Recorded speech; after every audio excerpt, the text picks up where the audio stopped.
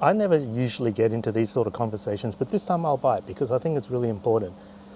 Our illustrious leaders, both state and federal, have decided in their wisdom that they're going to pass a law through Parliament which states that all kids under the age of 16 will be banned from using any source of social media. What is their ultimate aim or ultimate goal of doing this? What are they trying to achieve? And that's the question that I want to ask before everyone says it's a really good idea because kids are getting bullied and social media is crap and all this kind of stuff.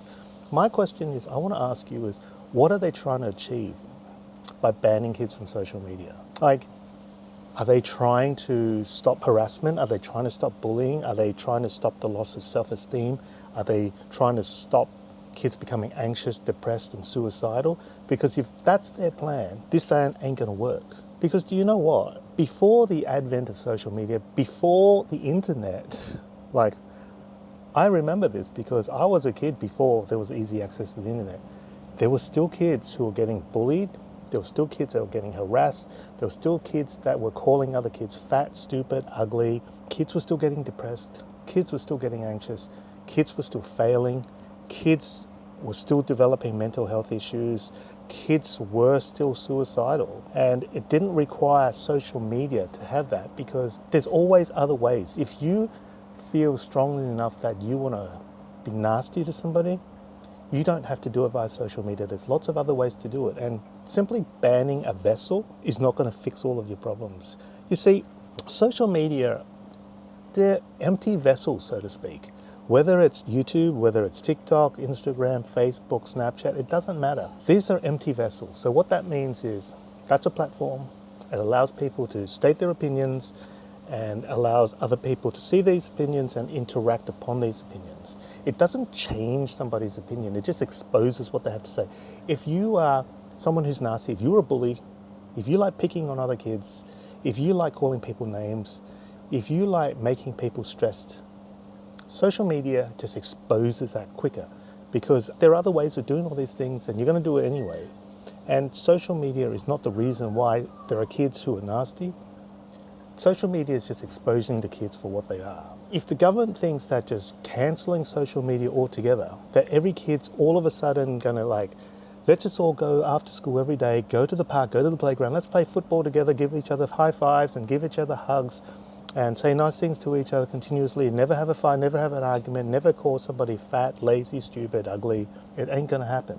And if that is not the goal of banning social media, then what is the actual goal of banning social media? What will it achieve by removing a child's ability to use social media for acts of good and to learn by making a blanket rule that you can't use it? So, for example, how many of us as adults, if we don't know how to do something, we just go to YouTube and see how to fix this chair or how to set up this computer, how to get rid of this error on your computer. What do? We go to YouTube and we look and we find useful information that helps us solve the problem we have. And that's the number one great thing about social media is that you post something and there are nice people out there who will reply sensibly and give you solutions to your problems. Sure, there's lots of people who don't want to use it for that purpose. There's lots of people who use it for other nasty means, but one of the positive things about social media is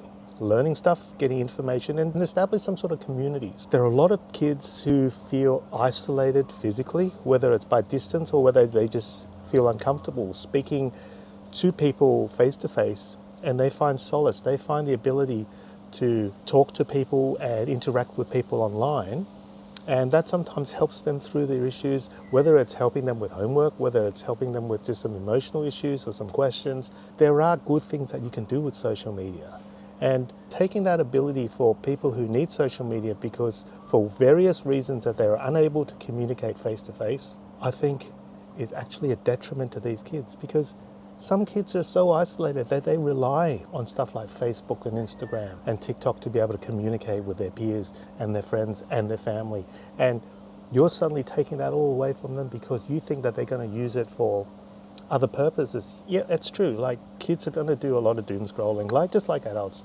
they're going to look up stuff that's inappropriate. They're going to look up stuff that will make them feel sad about themselves. They're going to look up stuff which makes them feel inferior, because every person in the world at some point gets envious about something or somebody if you see it. So whether it's another kid who all of a sudden got a new bike, another kid who got 99.99 in the ATAR and you didn't, whether it's a kid who's got new clothes, whether it's a kid who has 500,000 followers on Instagram, these things do cause envy, and they cause, potentially, I admit it, a loss of self-esteem, because there will be kids going like, I must be stupid. I didn't get 99.9 in the ATAR. I'm poor. I don't have the latest clothes or the latest sneakers. I don't get to go to Disneyland for Christmas with my family. I don't get this, I don't have this, yes, I get all that. But taking social media away doesn't fix that, because do you know what? Here's a couple of reasons why I think it doesn't. Number one is, at this current point, unless social media platforms change this, a lot of the social media platforms don't physically require you to log in to get access to the posts. So you could just go to Instagram or whatever and actually just look stuff up, put something in the search bar and just go from there without ever having to have an account. And two is, unless they change it in a really secure way, kids, like anybody else, they lie. So if you're not 16, you could pretend you're 16 when it asks you to enter your age, and there will be a number of kids. The kids who will tend to get into trouble are the kids who are going to tend to lie about their age anyway. So it's easy for a 12-year-old to say they're 16 by entering a fake birthday, for example.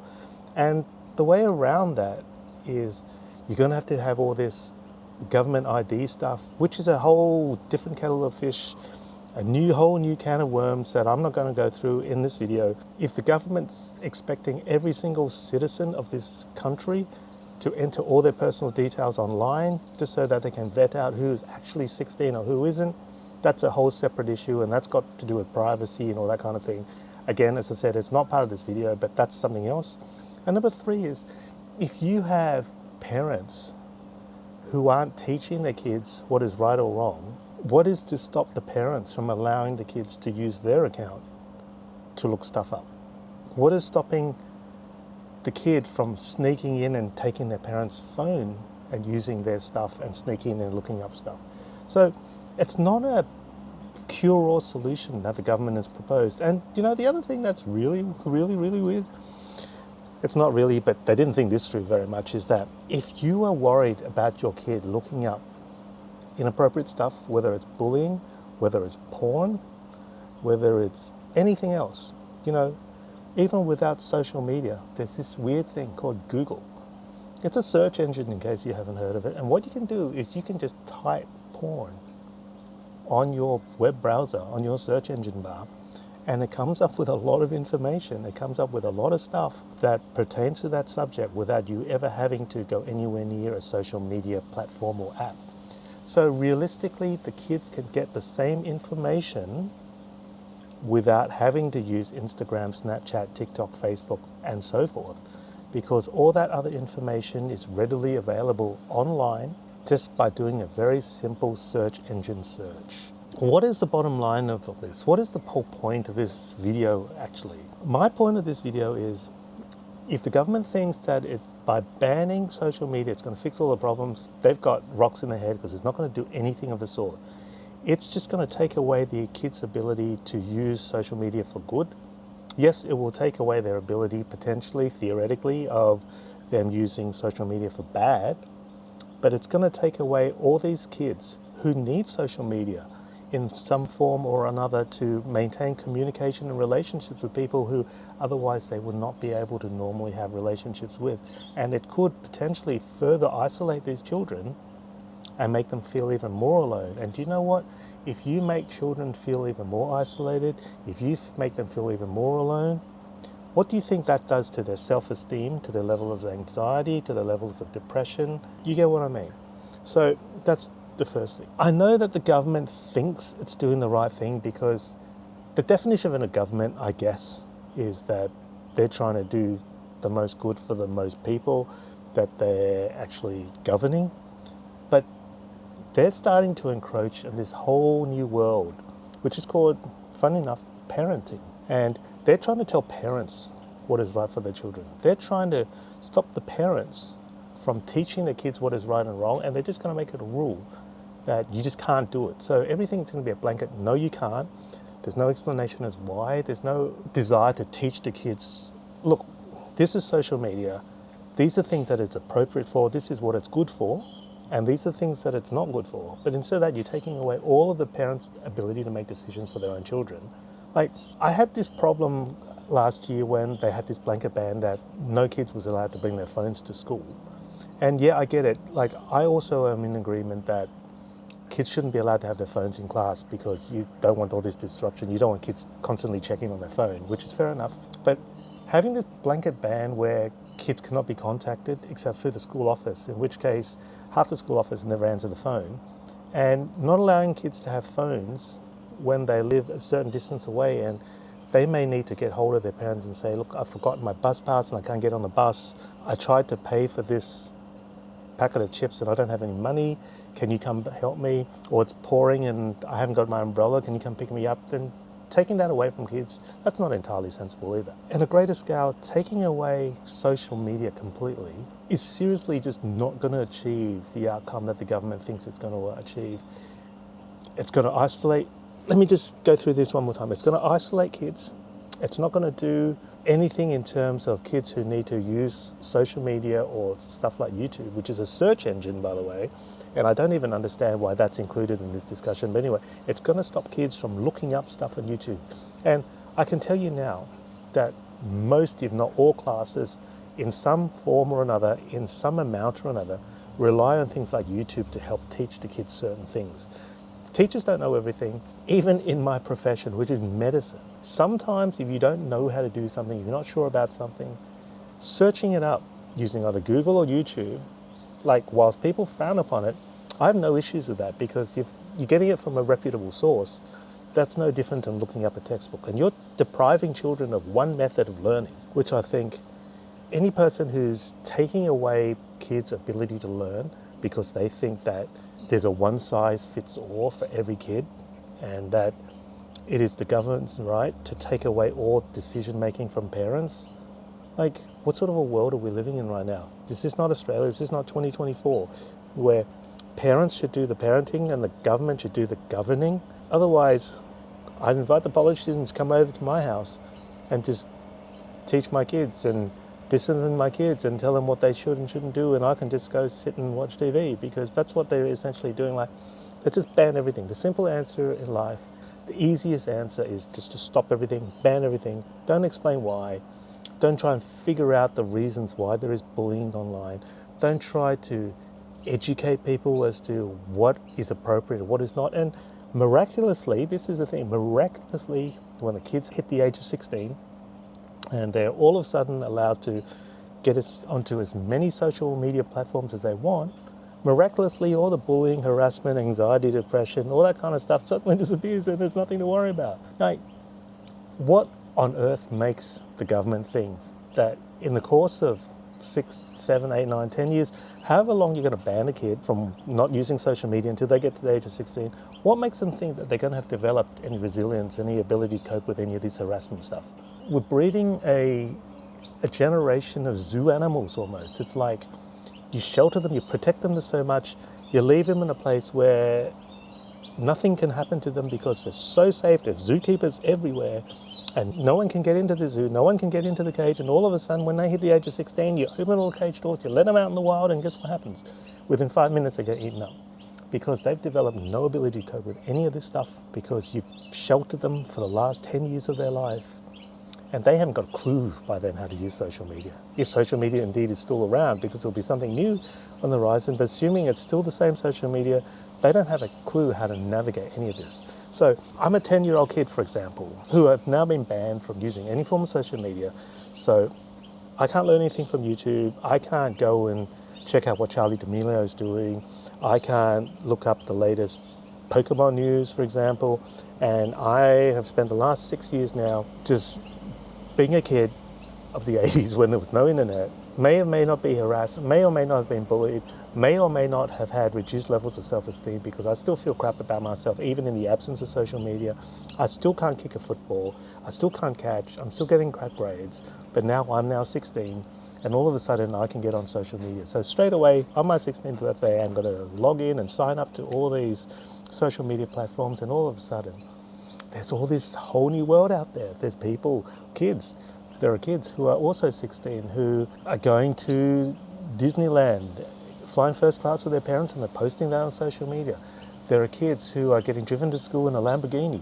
There are kids who have the latest iPhone. There are kids who have only been online for 2 months and all of a sudden they've got 1 million followers because they're funny, or they know how to sing, they know how to dance. I'm staring at this. I have not had any exposure to any of this for the last 6 years, and all of a sudden I am envious, I'm jealous as hell because I want all this stuff. Like, I've been waiting 6 years. Nothing's happened for me 6 years. I've waited for this day, and all of a sudden, all these people are so far ahead of me. How am I going to feel? I'm going to feel happy and content.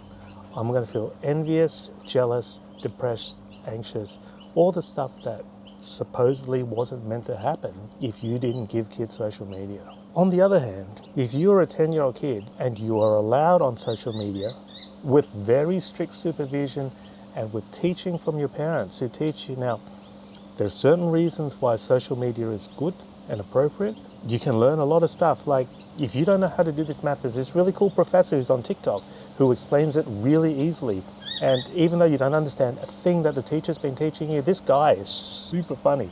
Like, and Junior manages in the space of 2 days learn so much about maths that they never understood at school. But we've taken that away from them. But assuming they haven't, we're teaching them that that's a source of information.